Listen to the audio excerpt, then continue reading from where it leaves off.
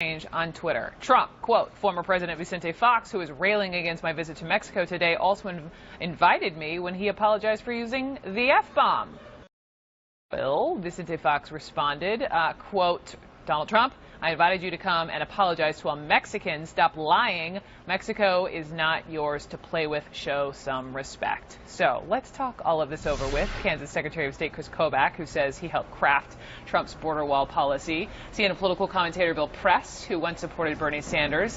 Matt Schlapp is here with me in New York, chairman of the American Conservative Union, and a Trump supporter. And Ricardo Reyes, a Republican who supports Hillary Clinton, who co-founded the pro-Clinton group R4C16.com. So, my goodness, welcome to all of you. Quite the lead up to this landing in Mexico City. Matt, let me just turn to you here.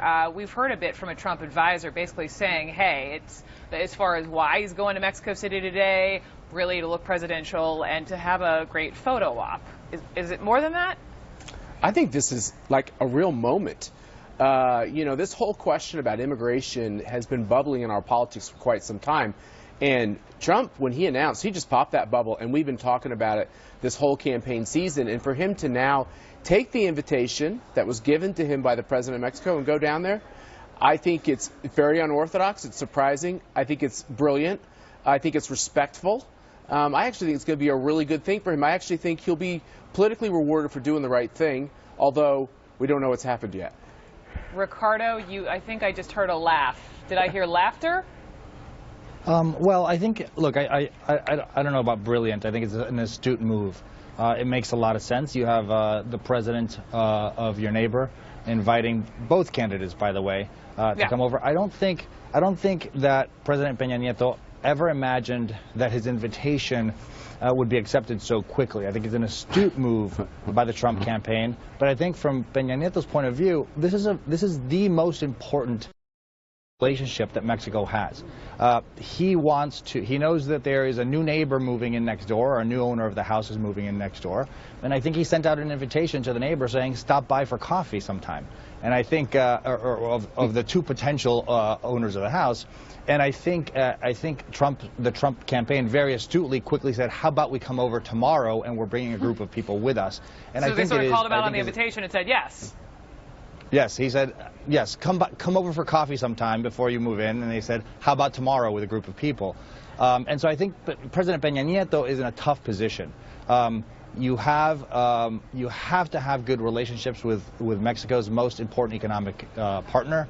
At the same time, you have a candidate who has insulted the Mexican citizenry en masse. And his responsibility is to both to maintain political and economic relationship and make sure that that doesn't go under, but at the same time defend his citizenry and his electorate. So this is why it's so fascinating, because the rewards could be huge. But actually, Chris, let me go to you, because to go with this coffee analogy, Trump is saying, hey, yeah, I'll have coffee, and I'm having coffee with you today, and I'm flying there today, and we're going to do this thing. But when you look at the approval ratings for Enrique Peña Nieto, they're not so hot. And I mean, is there potential, given the fact that a lot of Mexicans are not so thrilled that Trump will be on their own soil, that this whole thing could backfire, and the president could walk away and say it was a horrible coffee meeting, and he's a horrible man? Yeah, I suppose there's always that potential, but I don't think it's going to happen that way. I think it's much more likely that both sides see this as a win-win. As Matt already mentioned, the Trump team obviously sees this as a win. The candidate is there for the first time really outside of the United States, representing the United States in what everybody recognizes is a discussion about some very tense issues with the country of Mexico. And he'll look very presidential doing it, and he'll show that he's sticking to what he has always said in the campaign. And on the other side, President Nieto recognizes that there's a good chance this guy could be president, and there are going to be some big changes in the relationship, including possibly the reduction in the $23 billion of remittances that Mexican illegal aliens send home to their country, mostly illegal, send home to their country every year. That's going to change the economics of Mexico. If the deportations begin quickly and it starts with criminals, you could have some felons coming back very quickly. The president will want to know when and where they're going to be deported. So he's got to show that he can govern and deal with this changed relationship, and I think he gains by having this meeting too. Bill Press, how do you see this playing out? And should Hillary hop on a plane too? Well, first of all, she's got an invitation. I think she'll probably go down there too. But let me just say, I have to admit that in the short term, this was a good move on Donald Trump's part, a smart move for his campaign. No, because look, we're talking about it. That's all people have been talking about all day. And tomorrow morning, the picture on the front page of every newspaper in this country is being going at Donald Trump and President Pena, and that will overshadow whatever he says in his speech tonight. In the short term, I don't think in the long term it will help him politically. And let's just be honest, this is nothing but a stunt. This is nothing but a photo op for both presidents. You cannot insult the people of Mexico for 14 months. You cannot call them murderers and rapists, and the president cannot compare Donald Trump to Hitler and Mussolini and then expect that they're going to get together and have coffee and anything is going to happen. Donald Trump is not going to come home with a check. Nobody's going to build that wall. Well, let me just jump in because the Hillary campaign, they are jumping on this, right? So they're ripping Trump on this, and they have taken virtually every single tweet in the history of Twitter for Donald Trump when he has ever mentioned Mexico, and we're just going to scroll through as they've compiled this on Hillary Clinton's website. You know, tweet after tweet after tweet, right? Yeah, and you don't undo that with one rushed meeting down there or one photo op. One do you not, secret Matt meeting. You do. I actually think this is going to... No, Bill, this is true. This is a way to reset the whole question. What we think is going on between the United States and Mexico is the fact that, there's not enough respect paid to Mexico. That's actually not what's happening here at all. What's happening is that Mexican governments subsequently have not done anything to take care of this very serious problem. Immigration not being controlled from Mexico and from countries to the south of Mexico. They have a real responsibility to make sure that we know who's coming in to our country. If they're our great ally, which I want them to be, we've got to solve this problem. And Americans know this. Americans know this in their heart. They know this is a serious problem. And they know politicians have been lying to them for too long, Bill, and they shouldn't do it. Matt, you don't solve the problem by insulting them and denigrating them for He's going to their country. He went to their country. That's not an insult. And then go down there and expect you don't get it both anything ways. Different. No, let me tell you, I think his presence in that country is an insult to the people of Mexico. Oh, nice try. It's not. It is. It is. I mean, how can you insult 130 million people and then expect to be welcome to Mexico? Go ahead, Chris. It doesn't work. Go ahead, Chris.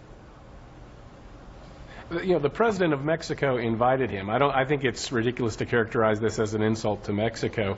And we also have to recognize there's many examples in American history of the president of our country talking tough about the leader of another country, and then the two individuals meet in person and they start to talk in productive terms. This is nothing new, and I think it's probably going to be very important going forward, if Mr. Trump is president, that they have a personal relationship that begins now. So it's a good thing all around.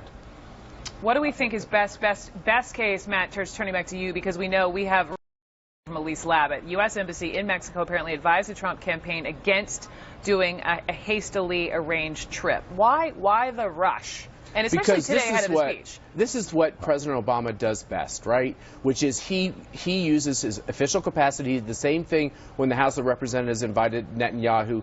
What the president should do is take a step back.